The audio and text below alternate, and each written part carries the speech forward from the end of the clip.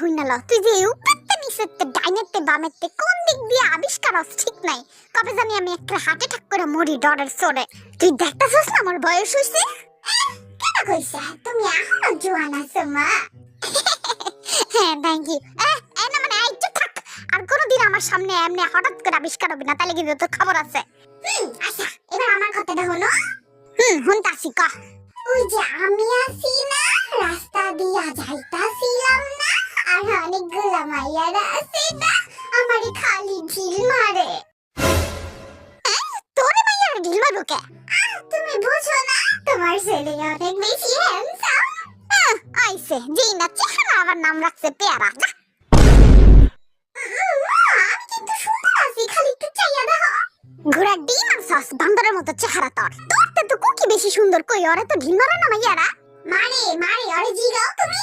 I cookie তোর মাইয়ারা ঢিল মারে? আরে হ খাওনি আর কইও না, বদরা গিরে তো খালি ঢিল মারে আর আমারে পাথর ছুঁইরা মারে। ও মা কি কস? চল তো দেখি কোন মাইয়া এই কাম করে। ওই তোরা কটা বুইড়া বুইড়া পাথর আর কটা ঢিল আর উই পোলাগো লাইলে মা।